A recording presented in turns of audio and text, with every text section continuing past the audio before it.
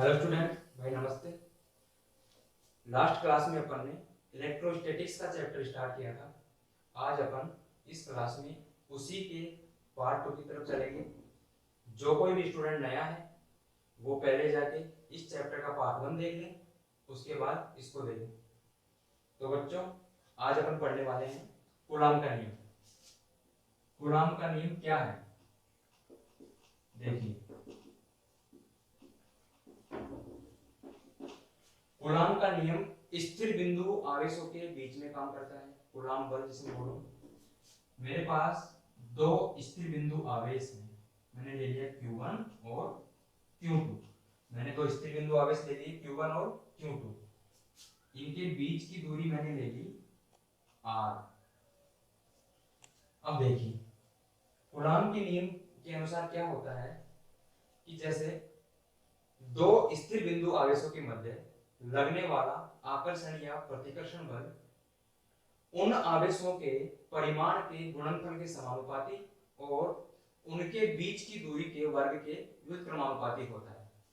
इसे समझिए, दो स्थिर बिंदु आवेश हैं, दो आवेश हैं। मान लीजिए ये वाला पॉजिटिव है, ये वाला नेगेटिव है, या फिर मान लीजिए दोनों के दोनों पॉजिटिव हैं, या हो सकता है दोनों के दोनों ही नेगेटिव भी हो।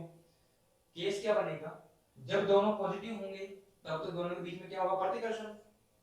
या फिर दोनों अपोजिट होंगे, एक पॉजिटिव एक नेगेटिव हुआ तो क्या होगा, आकर्षण बल होगा।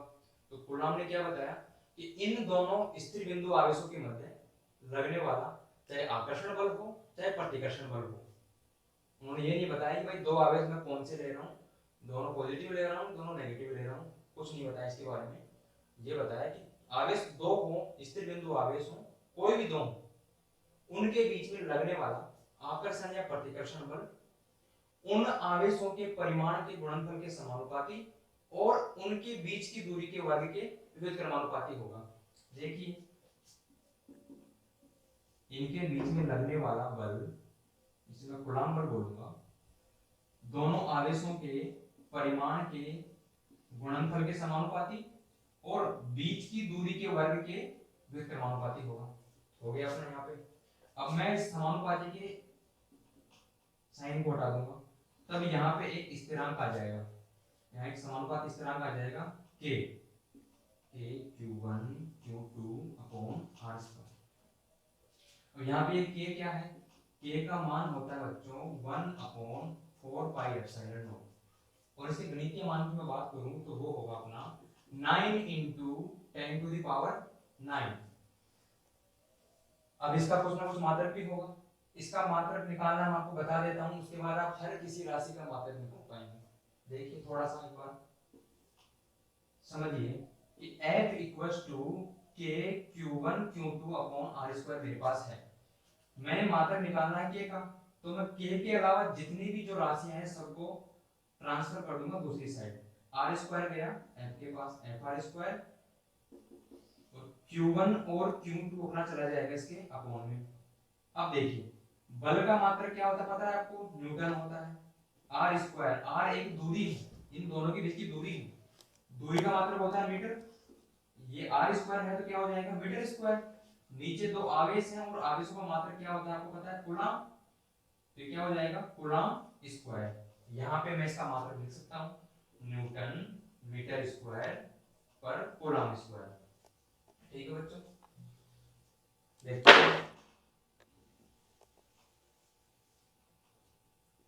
अब इसके अंदर एप्सिलॉन नॉट आ रहा है, ये क्या है, यहाँ पे एप्सिलॉन नॉट है अपने निर्वात की विद्युतशीलता। निर्वात की विद्युतशीलता, निर्वात की विद्युतशीलता का मान क्या होता है, 8.85 इंटू 10⁻⁻12। अब इसका मात्रक होता है, इसका मात्रक कैसे निकालेंगे अपन, इसका मात्रक आप इस हिसाब से देखिए कि F equals to 1/4 pi epsilon naught Q1 Q2 upon R square. मुझे इसका मात्रक निकालना है, इसको एक साइड ले लूंगा मैं, मानिए मैंने इसमें ट्रांसफर कर लिया, यहाँ क्या बच गया 1/4 पाई, F को नीचे ले आते हैं, Q1 Q2 upon R square. Epsilon naught equals to, अब देखिए ये अचर संख्या, इसका मात्रक होगा नहीं कुछ। F का मात्रक क्या होता है नीचे, नीचे क्या हो जाएगा न्यूटन, ऊपर दो कूलाम है, कूलाम स्क्वायर, और ये हो जाएगा नीचे मीटर स्क्वायर। तो इसका मात्रक क्या हुआ मेरे पास, coulomb square upon newton metre square. देखिए के का मात्रक अपन ने देख लिया, एप्सिलॉन नॉट का मात्रक अपन ने देख लिया। कूलाम के नियम का फॉर्मूला क्या हो गया, 1/4 pi epsilon naught Q1 Q2 upon R square. इसको आराम से अपनी नोटबुक में नोट डाउन कर लीजिए, आगे चलते हैं।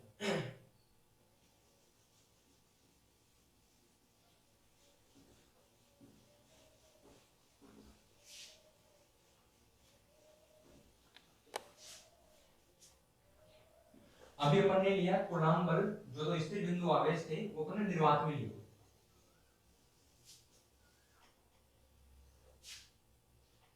Q1 और Q2 दो स्थिर बिंदु आवेश में,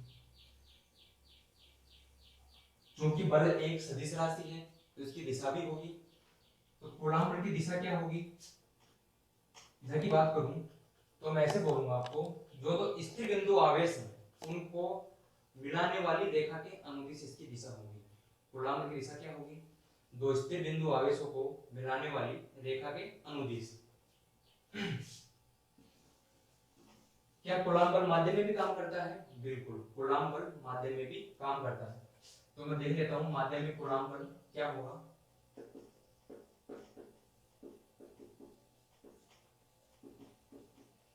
देखिए कूलाम बल का फॉर्मूला क्या होता है, F equals to 1/4 pi epsilon naught Q1 Q2 upon R square. ये था अपने निर्वात के लिए, किसके लिए था, जब आवेश निर्वात में स्थित हो। देखिए अब मैं बोलूं माध्यम में कूलाम बल, तो माध्यम में क्या हो जाएगा, F मीडियम इक्वल्स टू 1/एप्सिलॉन m। यहाँ पे बच्चों एप्सिलॉन m क्या है, तो यहाँ पे अपना एप्सिलॉन m जो है वो है माध्यम की विद्युतशीलता, माध्यम की विद्युतशीलता। अब देखिए माध्यम की विद्युतशीलता और निर्वात की जो विद्युतशीलता है उसमें संबंध क्या होता है, तो वो देखिए यहाँ पे आप देखिए कि epsilon r equals to epsilon m upon epsilon naught. अब यहाँ पे ये एप्सिलॉन r क्या है, ये देखिए ये है यहाँ पे आपेक्षिक विद्युतशीलता। तो माध्यम की विद्युतशीलता और निर्वात की विद्युतशीलता के अनुपात को अपन आपेक्षिक विद्युतशीलता कहते हैं, आपेक्षिक विद्युतशीलता। ठीक है, अब मैं बात करूं, मैंने इसको समीकरण 1 दे दिया, इक्वेशन 1 दे दिया। देखो ट्रांसफर करो इसको, एप्सिलॉन m का वैल्यू कितना आ जाएगा, epsilon r into epsilon not. इसको बोल दूंगा मैं इक्वेशन सेकंड। अब देखिए मैं इक्वेशन फर्स्ट में एप्सिलॉन m का वैल्यू पुट कर दूंगा, करिए। समीकरण 1 में 2 से मान रखने पर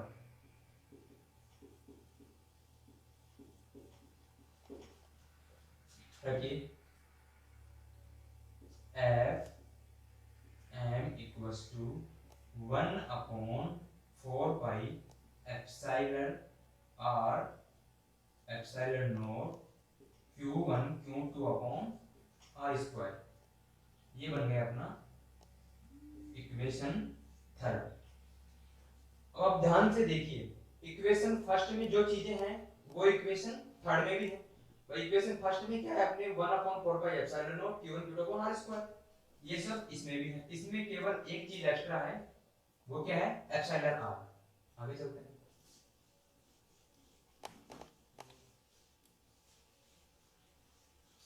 देखिए एफ एम इक्वल्स टू, इसको मैं क्या बोल सकता हूं कि निर्वात की विद्युतशीलता अपॉन एप्सिलॉन r। विद्युतशीलता अपॉन एप्सिलॉन आर, तो निर्वात में कूलाम्ब बल अपॉन एप्सिलॉन आर,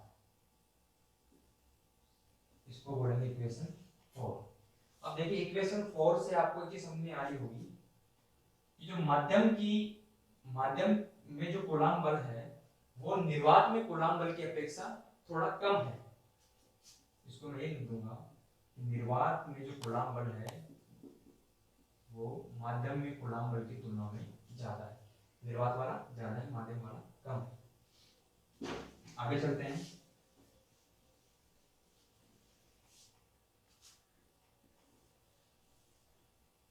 इसे कूलाम्ब का व्युत्क्रम वर्ग नियम भी कहते हैं।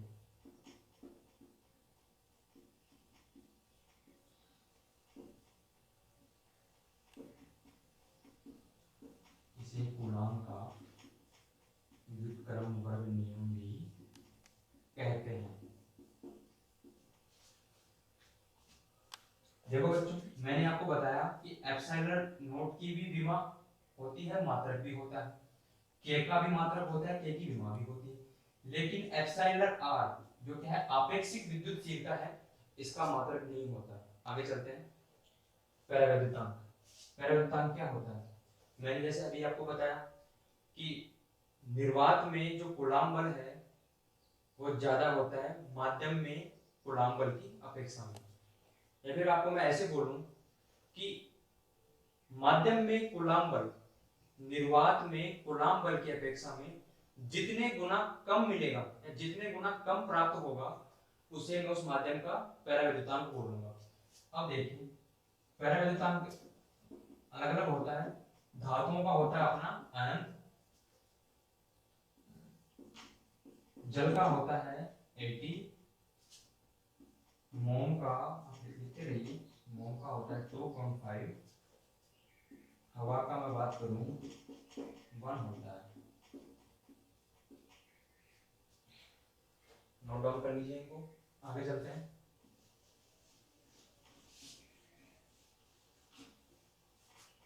अब मैं आपसे बोलूं, क्या कूलाम्ब नियम का सदिश निरूपण संभव है? क्या कूलाम्ब नियम का सदिश निरूपण संभव है? तो आपका जवाब क्या होगा? आप क्या सोचेंगे कि बल एक सदिश राशि है इसलिए कूलाम्ब बल का सदिश निरूपण भी संभव है। देखिए ये मेरे पास चार्ज है Q1 और ये दूसरा चार्ज है, स्थिर बिंदु आवेश लेंगे अपन कूलाम्ब नियम में। ये दूसरा है मेरे पास Q2, ये है इसकी दूरी है अपने पास R1 और इसकी दूरी है R2। अब देखिए, अब इन दोनों आवेशों के मध्य बल क्या होगा उसके लिए क्या करेंगे अपन, इन दोनों की दूरी देखेंगे।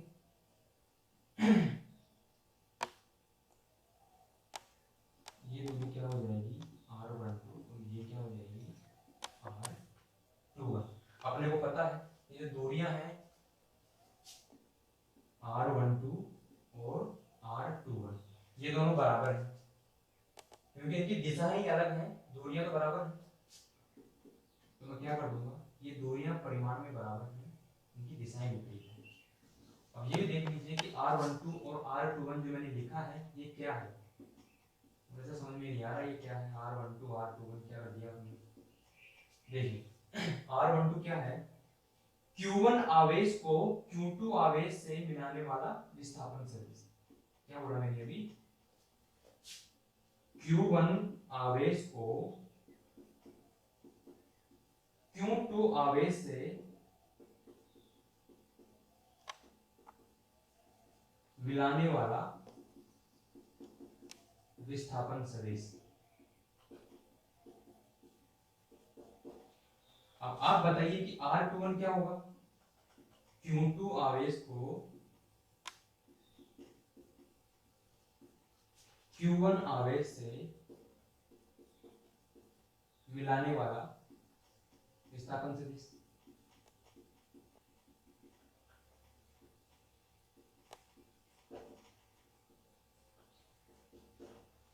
देखिए अब मैं आपसे बोलूं कि F12 क्या है, F तो कूलाम बल हो गया, ये 1 2 क्या है, F12 मैंने क्या लिख दिया, ये F12 क्या है, देखिए Q1 आवेश पर, Q1 आवेश पर Q2 आवेश के कारण बल, Q2 आवेश के कारण लगने वाला बल। इसी प्रकार F21 अपना क्या हो गया, F21 हो गया Q2 आवेश पर Q1 आवेश के कारण लगने वाला बल।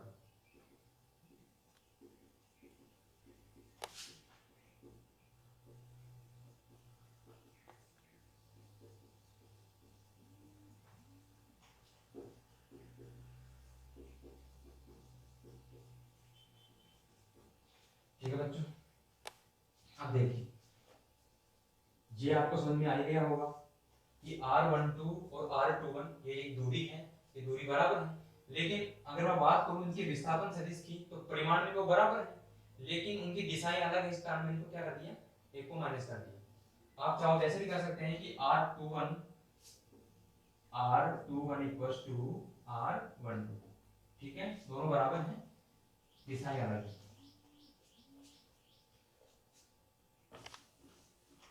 अब चलते हैं अपन गुणांक बल की तरफ। F12 क्या होगा, 1/4πε0 Q1 Q2 upon R square.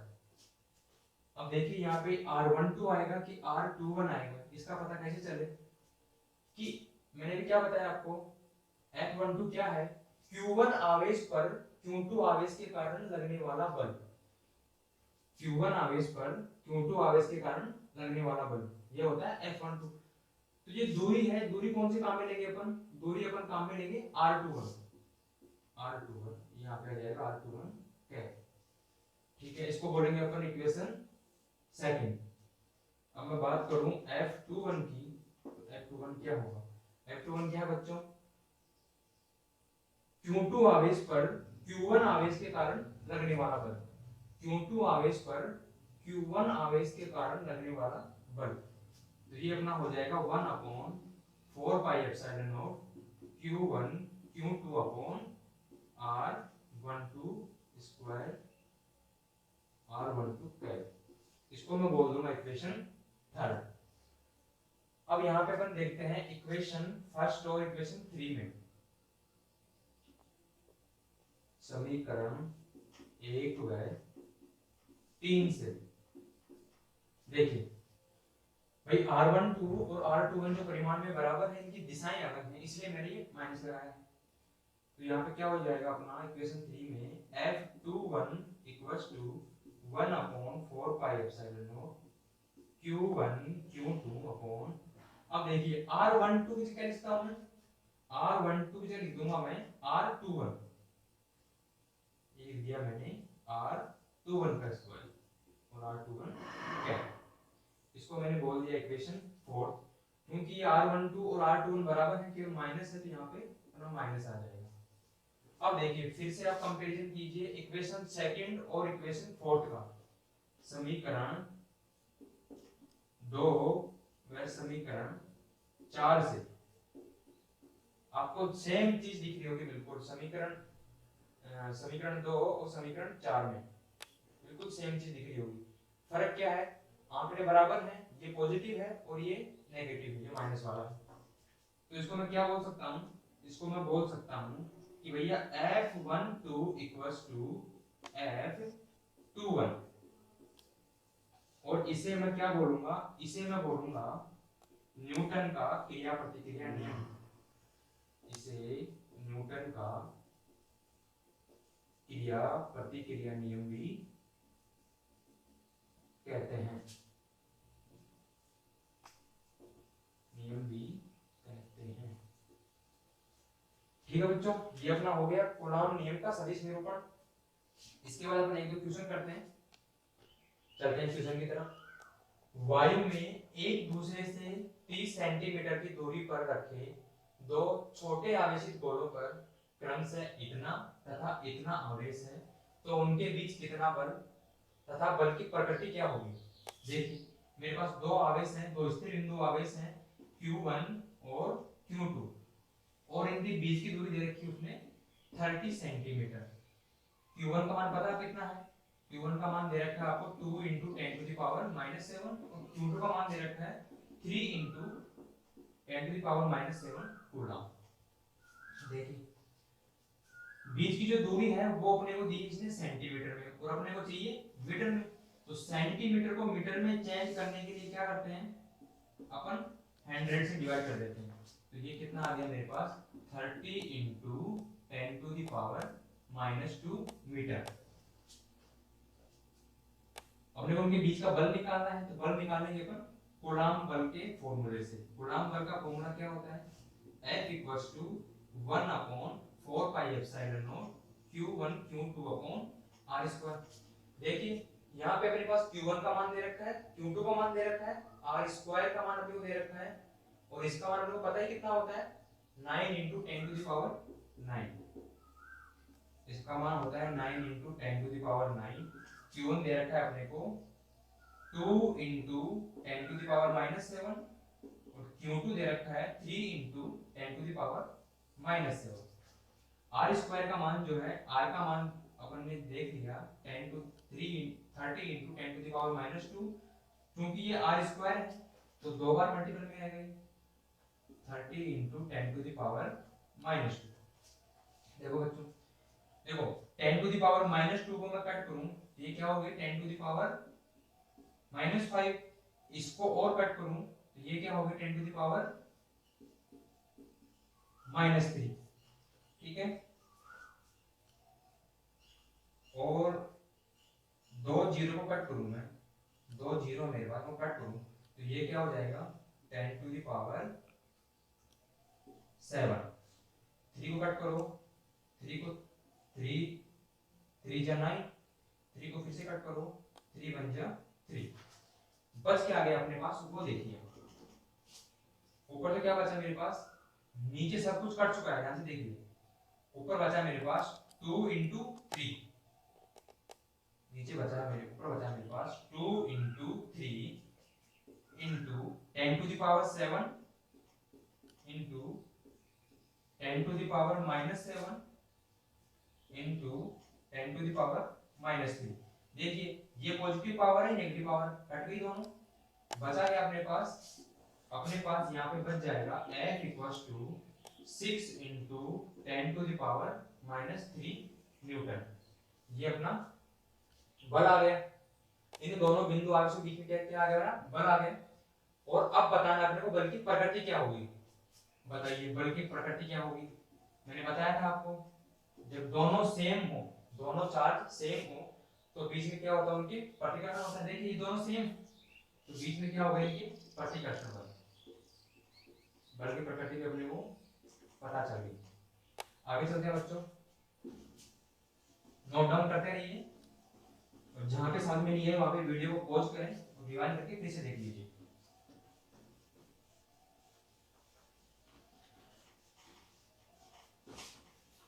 अपना कूलम्ब बल कंप्लीट हो गया। कूलम्ब बल की कुछ बातें हैं, जो एक दो बातें हैं मैं आपको फिर से रिवाइंड करा देता हूं। कूलम्ब बल हमेशा स्थिर बिंदु आवेशों के बीच ही काम करेगा। कूलम्ब बल के लिए पहली शर्त क्या है अपनी, ये हमेशा स्थिर बिंदु आवेशों के मध्य ही काम करेगा। दूसरा क्या है, कूलम्ब बल 10⁻⁻15 मीटर से इससे कम की दूरियों के लिए लागू नहीं होता है। इससे कम की दूरियों के लिए लागू नहीं होता है। मतलब 10⁻⁻15 मीटर तक की दूरियों तक ही कूलम्ब बल लागू होता है। इससे कम दूरियों के लिए नाभिक का आकर्षण बल प्रभावी होता है। तीसरे पॉइंट की मैं बात करूं, मान लीजिए दो स्थिर बिंदु आवेश हैं, उनके बीच में बल लग रहा है, तो दोनों स्थिर बिंदु आवेशों के बीच लगने वाला बल किसी अन्य आवेश के कारण उनकी संवेदना प्रभावित नहीं होगी। समझिए यहाँ पे बहुत सारे आवेश हैं, तो इन दोनों आवेशों के बीच जो आकर्षण या प्रतिकर्षण बल लगेगा, कूलाम बल लगेगा, वो कूलाम बल इन आवेशों के कारण उस पर कोई फर्क नहीं पड़ेगा। ठीक है बच्चों, अब एक क्वेश्चन और करवाता हूं, देखिए चलते हैं क्वेश्चन की तरफ। निर्वात में रखे दो बिंदुवत आवेशों के मध्य 18 न्यूटन बल है। यदि 1 mm मोटाई तथा 6 परावैद्युतांक की एक कांच की पट्टिका इन आवेशों के मध्य रख दी जाए, तब बल का मान क्या होगा? मैंने क्या बताया था आपको, माध्यम में जो कूलाम बल है और निर्वात में जो कूलाम बल है उसमें संबंध क्या होता है? इसमें मैं एप्सिलॉन आर का भाग दूंगा, तब ये दोनों बराबर होंगे। देखिए यहाँ पे परावैद्युतांक क्या है, यहाँ पे परावैद्युतांक माध्यम की सॉरी आपेक्षिक विद्युतशीलता को क्या बोलते हैं? परावैद्युतांक बोलते हैं। तो यहाँ पे मुझे निकालना है माध्यम में कूलाम बल, और ये मुझे दे रखा है 18 न्यूटन, तो इसका मान दे रखा है अपने को एप्सिलॉन आर का मान दे रखा है 6, जो कि परावैद्युतांक है। अब चाहे वो कांच की पट्टिका 1 mm मोटी हो, चाहे 3 mm मोटी हो, चाहे कितनी मोटी हो, फर्क नहीं पड़ता। अपने को फर्क पड़ता है उसके परावैद्युतांक से, आपेक्षिक विद्युतशीलता से। यहाँ पे 6 है, इसका मान क्या हो जाएगा? 6 3 न्यूटन इसका मान आ गया। चलते हैं अपन आगे।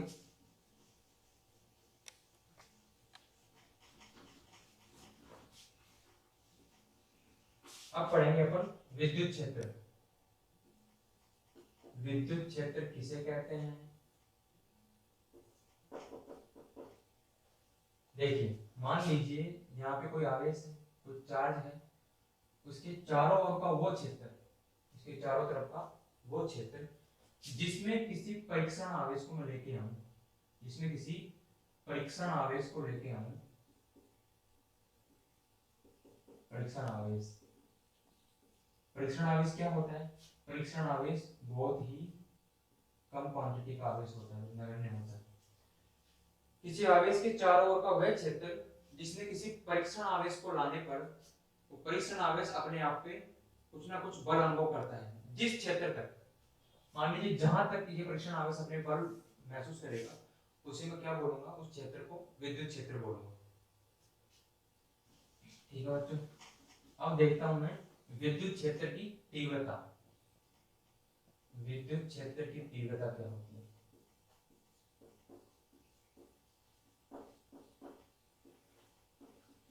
विद्युत क्षेत्र की तीव्रता क्या होती है? पीछे समझिए, मान लीजिए कोई स्रोत आवेश है, किसी स्रोत आवेश के कारण, किसी स्रोत आवेश के कारण जो विद्युत क्षेत्र है, मान लीजिए ये विद्युत, ये स्रोत आवेश है के कारण जो विद्युत क्षेत्र जितना भी फैला हुआ, मान लीजिए उस विद्युत क्षेत्र के भीतर किसी परीक्षण आवेश को लाने पे उस पे, उस बिंदु पे, जिस बिंदु पे परीक्षण आवेश है, उस बिंदु पे वो जो बल अनुभव करता है, उस बिंदु पर वो क्या कहलाती है? विद्युत क्षेत्र की तीव्रता कहलाती है। विद्युत क्षेत्र तो एक पूरा एरिया हो गया, पूरा एक क्षेत्र हो गया चारों तरफ का। विद्युत क्षेत्र की तीव्रता क्या होगी? उस पॉइंट पे, उस पर्टिकुलर पॉइंट पे उसकी तीव्रता क्या है?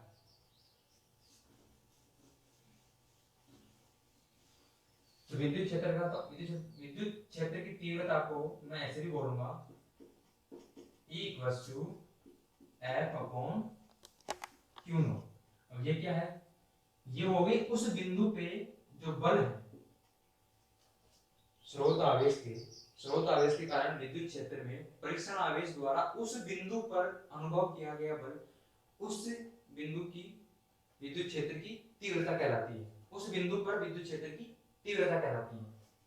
तो ये हो गया अपनी विद्युत क्षेत्र की तीव्रता का फॉर्मूला। मैं बात करूं इसके मात्रक की, तो इसका मात्रक क्या होगा? इसका मात्रक ये तो हो जाएगा न्यूटन प्रति कूलम, जिससे निकल रहा है अपने पास, और दूसरा मात्रक इसका होगा वोल्ट पर मीटर। ये सदिश राशि है और इसकी विमा भी होगी। आगे चलते हैं।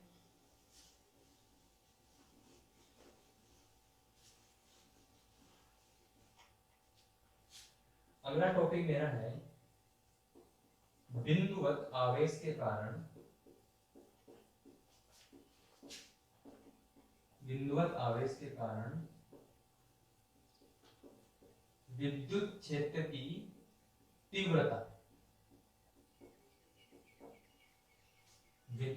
बिंदुवत आवेश के कारण विद्युत क्षेत्र की तीव्रता। मान लीजिए कोई बिंदु O है, कोई बिंदु O है, इस पे एक आवेश है क्यों, और इस बिंदु O से r दूरी पर, इस बिंदु O से r दूरी पर कोई बिंदु P है, जहां पे मैंने एक परीक्षण आवेश की मैंने कल्पना की है। इस बिंदु पे परीक्षण आवेश है, उसकी मैंने कल्पना की।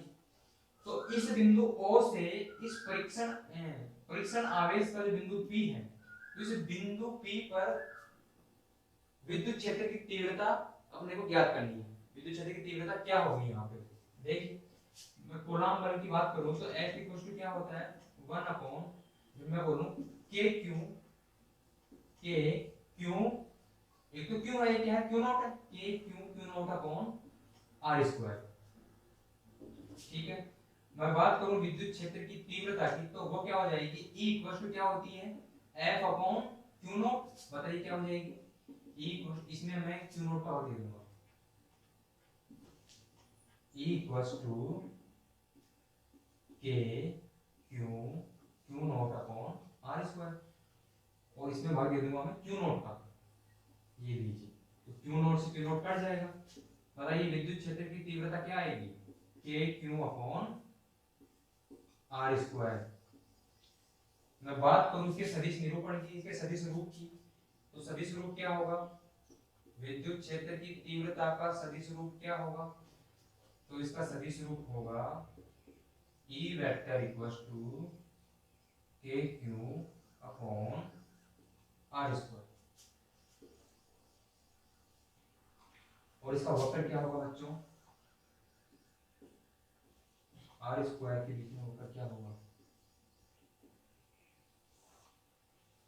ठीक है, अब मैं बात कर लेता हूं विद्युत क्षेत्र रेखाओं के बारे में। विद्युत क्षेत्र रेखाएं क्या होती हैं और विद्युत क्षेत्र रेखाओं के गुण क्या होते हैं।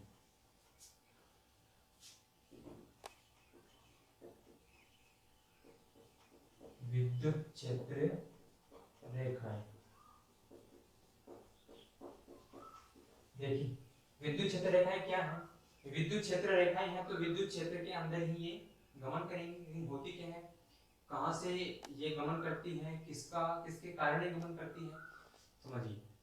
विद्युत क्षेत्र रेखाएं विद्युत क्षेत्र के भीतर, स्रोत आवेश के कारण जो विद्युत क्षेत्र है उसके भीतर परीक्षण आवेश के गति के पथ को दर्शाती है। मान लीजिए ये मेरा स्रोत आवेश है और इसके कारण ये विद्युत क्षेत्र है, इसके अंदर कोई परीक्षण आवेश स्वतंत्र रूप से गति कर रहा है, तो स्वतंत्र रूप से गति कर रहा है तो इसकी जो गति का पथ है वही क्या हो गई, विद्युत क्षेत्र रेखाएं हो गई।